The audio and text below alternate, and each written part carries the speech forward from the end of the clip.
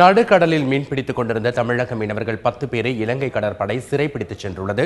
இது தொடர்பான விரிவான தகவலை எமது ராமேஸ்வரம் செய்தியாளர் கேட்கலாம். பாலா, சொல்லுங்க, தற்போது கைது செய்யப்பட்ட மீனவர்கள் எந்த பகுதியைச் சேர்ந்தவர்கள், அவங்க எப்போ கைது செய்யப்பட்டாங்க அப்படிங்கிற தகவல் பத்தி சொல்லுங்க.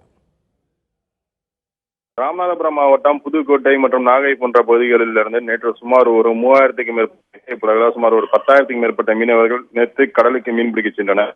இதுல இன்று ஒரு படகு எல்லை தாண்டி நெடுந்தீவு கடல் பகுதியில் மீன்பிடித்ததாக கூறி அதில் இருந்த 10 மீனவர்களையும், அதாவது 2 படகில் மீனவர்களாக இருக்கக்கூடும் என நினைத்து தெரிய வருகிறது.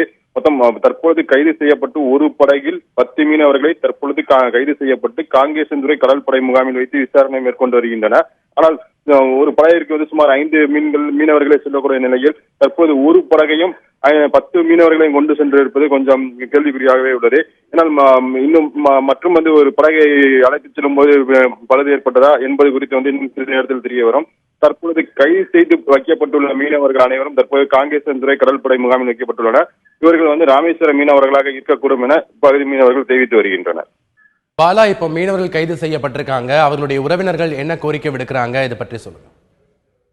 தற்பொழுது மீனவர்கள் இன்று அதிகாலையே கைது செய்யப்பட்டு அழைத்துக் கொண்டு சென்றுள்ளனர். தற்பொழுதுதான் மீனவர்கள் கைது செய்யப்பட்டுள்ளனர் என்ற தகவல் தற்போது தெரிய வருகின்றது.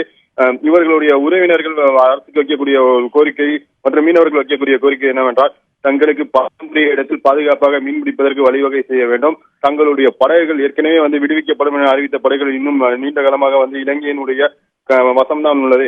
ஆகவே கடற்படை வசம் உள்ளது. அந்த படகுகளை உடனடியாக மீட்டு தருவதுடன் இனி வரும் காலங்களில் பாதுகாப்பாக மீன்பிடிப்பதற்கு வழிவகை செய்ய வேண்டும். ஏற்கனவே இலங்கை சிறையில் கடந்த மாதங்களில் கைது செய்யப்பட்ட 25 மீனவர்கள் தற்பொழுது வாடி வரும் நிலையில் இன்று மீனவர்கள் கைது செய்யப்பட்டிருப்பது இப்பகுதி மீனவர்கள் மத்தியில் ஒரு அச்சத்தை ஏற்படுத்தியுள்ளது.